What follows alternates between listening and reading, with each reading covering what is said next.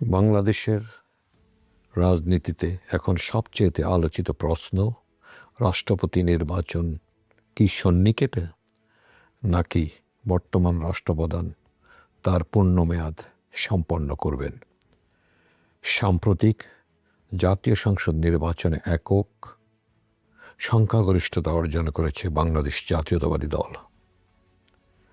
দলের ভারপ্রাপ্ত চেয়ারম্যান থেকে দীর্ঘদিন প্রবাসে থেকেও অনলাইনে নেতৃত্ব দেওয়া তারেক রহমান এখন দলের চেয়ারম্যান এবং বর্তমান বাংলাদেশের প্রধানমন্ত্রী, নির্বাচিত প্রধানমন্ত্রী। দীর্ঘ 17 বছর প্রবাস জীবন শেষে তার দেশে ফেরা ছিল এক অভূতপূর্ব।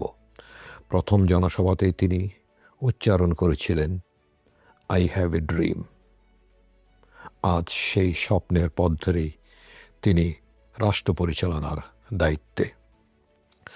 প্রধানমন্ত্রীর আসনে বসে তিনি একের পর এক চমক দিচ্ছেন। মন্ত্রিসভায় এমন কিছু নাম এসেছে যাদের অনেকে নিজেরাই ভাবেননি যে তারা মন্ত্রী হবেন। আবার যারা নিশ্চিত ছিলেন তাদের কেউ কেউ রয়ে গেছেন বাইরে। রাজনৈতিক অঙ্গনে তার জোর আলোচনা সব কিছুরই কি পূর্ব পরিকল্পিত? 2001 সালে সরকারে থাকার অভিজ্ঞতা এবং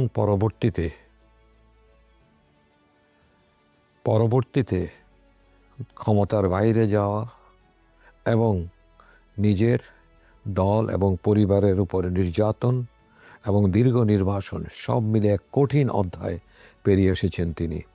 এখন সেই অভিজ্ঞতাকে কাজে লাগিয়ে ধীরে কিন্তু কৌশলী পদক্ষেপে এগোচ্ছেন বলেই মনে করছেন বিশ্লেষকরা। তবে এখনও বেশ কিছু গুরুত্বপূর্ণ পদ শূন্য। রাষ্ট্রপতি, উপরাষ্ট্রপতি, সংসদ উপনেতা, স্পিকার সহ আরও অনেক দায়িত্বপূর্ণ আসন। দলের দুর্দিনে যারা সংগঠনকে সময় দিয়েছেন এবং গুরুত্বপূর্ণ ভূমিকা পালন করেছেন কিন্তু সদস্য নন, তাদের ভবিষ্যৎ কী? কেউ বলেছেন উচ্চকক্ষে তাদের জায়গা হতে পারে মনে করেন, আবার কেউ মনে করছেন সংগঠনকে শক্তিশালী করার জন্য তাদেরকে মাঠেই রাখা হবে।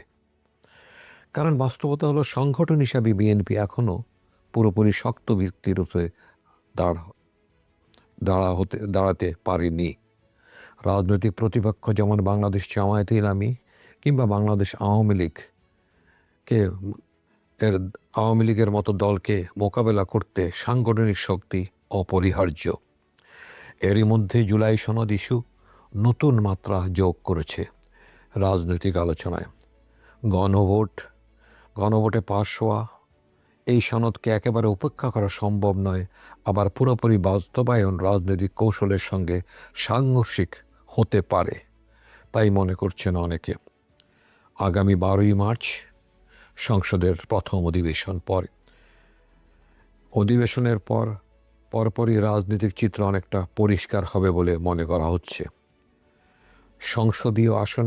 সংসদীয় গণতন্ত্রে প্রধানমন্ত্রী কার্যত নির্বাহী প্রধান, আর রাষ্ট্রপতির ভূমিকা অনেকাংশে সাংবিধানিক ও আনুষ্ঠানিক।